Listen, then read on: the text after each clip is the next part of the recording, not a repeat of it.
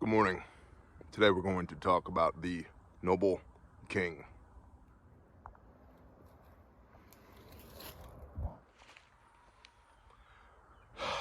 You are now sitting on a cedar branch on this side and an SE6 knife stuck into the cedar tree on this side.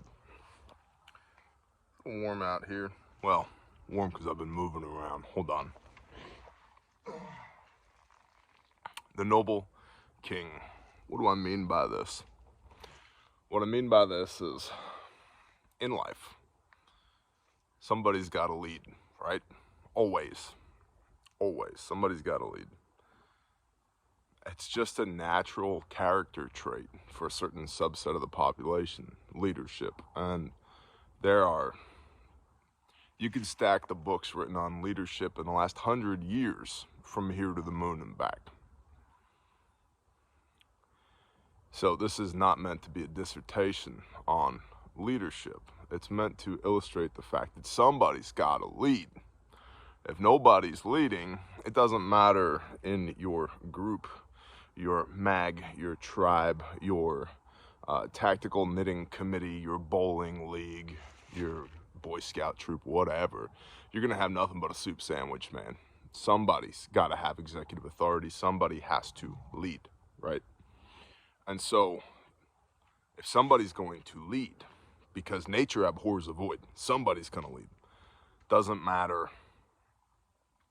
It does matter who. But it doesn't matter whether you want somebody to lead or not. If you want a committee of like-minded individuals that come together in a democratic process for all decision making, that's fine. You're going to move, your group is going to move when it comes to decision making slower than molasses in January. And that's fine if that suits your needs. But in a dynamic environment, somebody needs executive authority, because we may not be able to raise the committee to take a vote on whether or not we should go patrol in this area because we have solid intel that there's bad guys or whatever. Or we're going to go help this group of people over here. Well, we should really take a vote. No. We've delegated certain authority to certain people. Decision making. So this gets back to the righteous king, the benevolent king, if you will. So from a biblical standpoint, obviously there's one righteous king. Well, there were several in the Old Testament. The line of David, anybody? Yeshua Messiah, Jesus the Christ. Well, Bear, I don't like it when you talk about Bible stuff. Then pick another friggin' channel, dude. I don't know what to tell you. All right, I'm me. With all of my faults, with all of my idiosyncrasies, with all of my opinions and my feels and whatever. You don't like it, that's fine. Go somewhere else.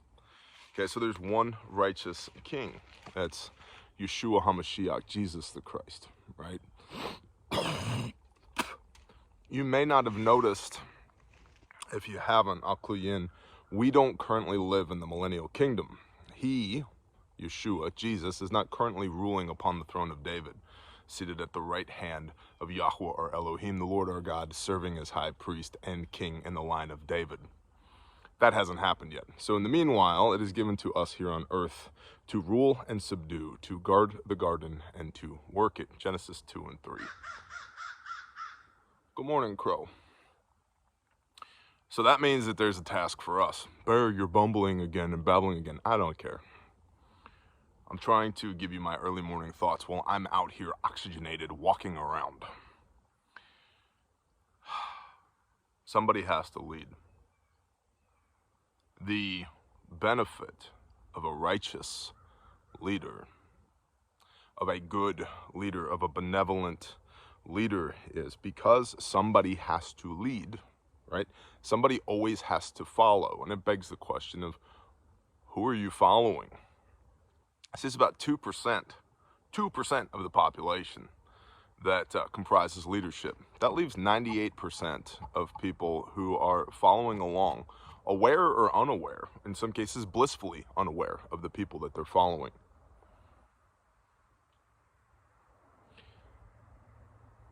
A good, benevolent, strong king. Yeshua himself says, the poor will be with you always. There's always going to be people that need help. Well, if you're strong as the good benevolent king, guess what you get to do? You get to be giving and charitable. You get to bless others.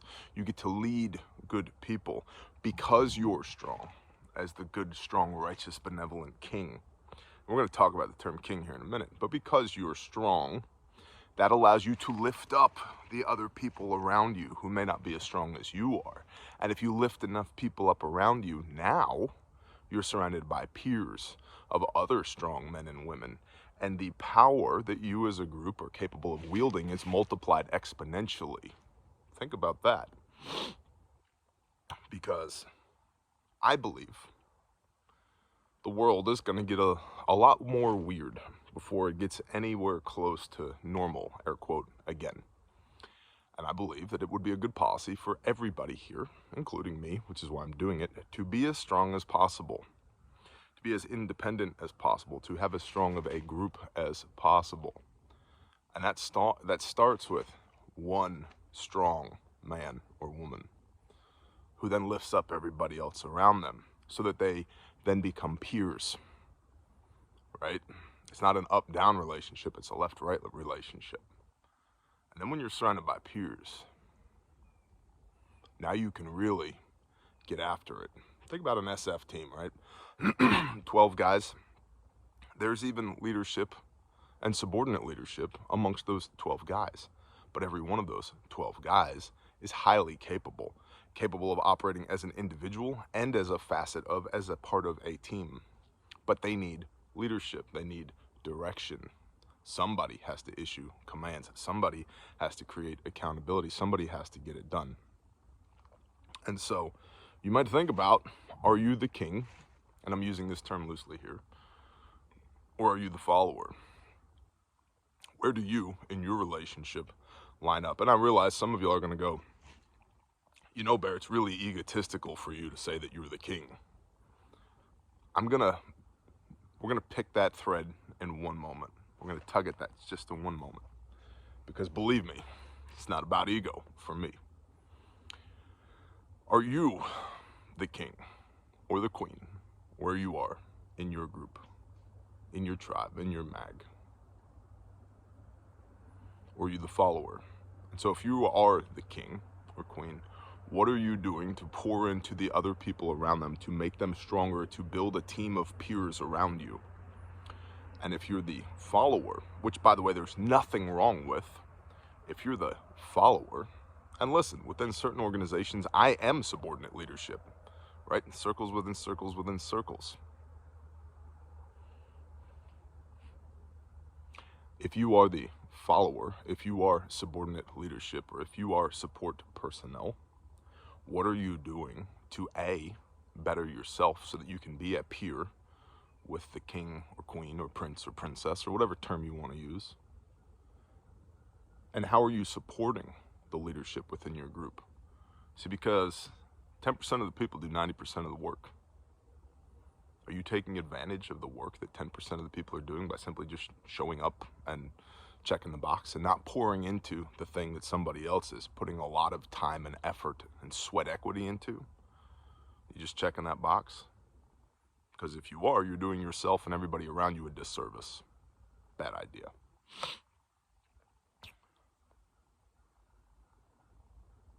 So if you're the king, who do you pour into? You pour into those who are showing up and doing the things. Don't waste your time trying to convince those who aren't involved to become more involved. That's a bad use of your resources, blood, sweat, tears, time, and treasure. Better use of your resources. 4 quarters philosophy. Remember this, if you've been at this channel for a while, I'd rather have 4 quarters than 100 pennies. I don't care about the pennies. I don't care if they're underneath the floorboards in the truck and stuck in the couch and stuck in the drain in the washing machine, or I don't care. Quarters have value. 100 pennies or 4 quarters, they both add up to $1, right? I'd rather deal with 4 quarters, 4 individuals of greater worth than 100 individuals of low worth, right? So you as the leader, you pour into those quarters, those high value people. You don't worry about the low value people. They'll self-select out. You don't want them anyway. If you have to beg them to play, how well do you think they're gonna play when the balloon goes up, man? They're not. They're just going to eat your food and rob you of your joy. Okay? And if you are a follower, for lack of a better term, subordinate leader, or support personnel within your group, how are you pouring into your leadership to help them help you, to help them be strong, right? Lastly, the term king.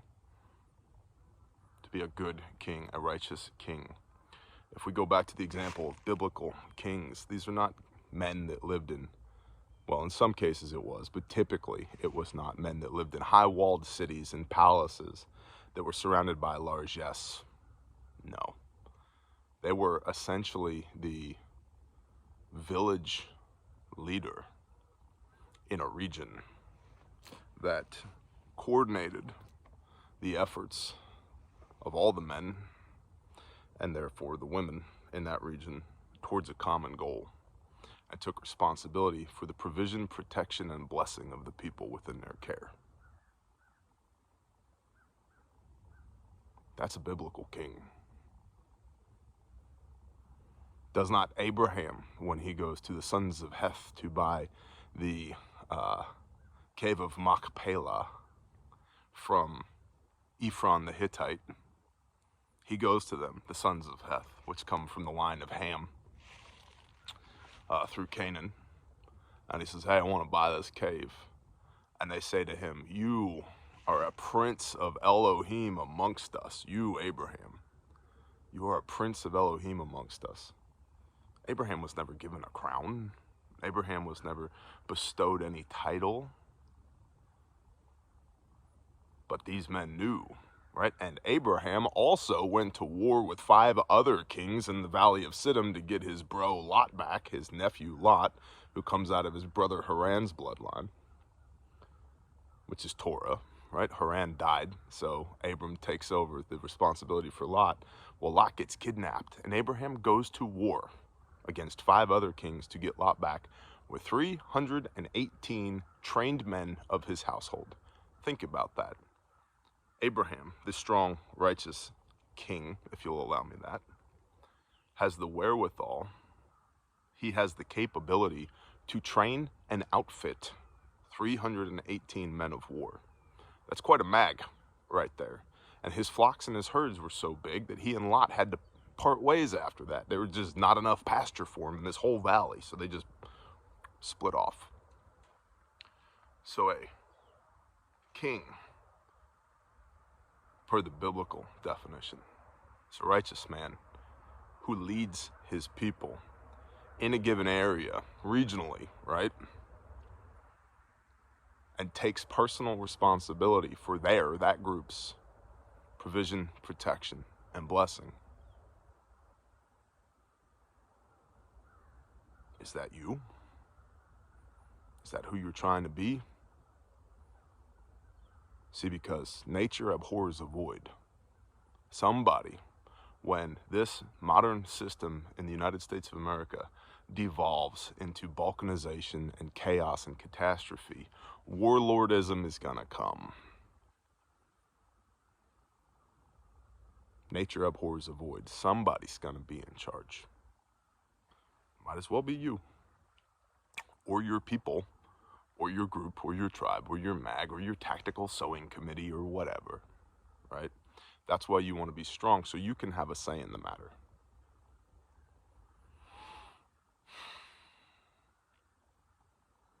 So you may not like my terminology, to which I would say I don't care. If you can't pick up what I'm putting down here, you ain't gonna make it very far in SHTF anyway. If you're still worried about which, high-speed, cool guy gear can I strap to my plate carrier or stick in my rucksack, and haven't done the deeper thoughts of, what happens if I ever need to use this stuff? Why would I use this stuff? Who am I using it against? What does the battle space look like if I actually have to wear a plate carrier? Who's gonna watch my wife and kids while that goes on? What are we gonna eat? How are we gonna prepare food? What do we do with our trash and our waste and blah, blah, blah, blah, blah. It don't matter whether you like my words or not. you ain't gonna be around very long to have to worry about it. So, you're very haughty, Bear. No. That's the last thing I'll say. I have twice attempted to step back from my position of leadership within my organization, because leadership is a burden. If you don't treat it as a burden, if you don't take responsibility for your people and put their needs before your needs, you're a shitty leader. And so, there's been a couple of occasions where I've said, I love y'all, but I'm done. And they said, nice try, homeboy. Ain't gonna happen. What can we do to help you do your job better? Which is a beautiful thing.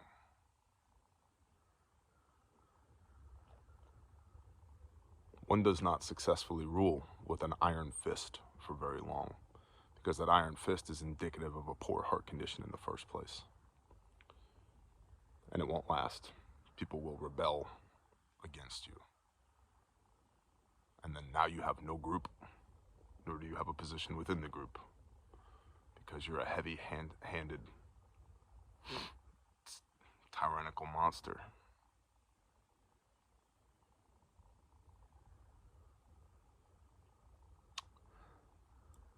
Stew on that for a while. Think on that. The righteous king. There's only one, Yeshua HaMashiach, Jesus the Christ, who is not a soft-handed, effeminate beta male, by the way. And he took responsibility for everyone. So if you're to walk in his ways, which you are, 1 Peter 2:21, who is around you for you to take responsibility for? And how are you going to do that? How are you going to be the conduit for provision, protection, and blessing for the people you love and the people the Father has gifted to you? Because if you don't do that, somebody will. And you and they are better off if it's you, not somebody else. Bless y'all. Shalom.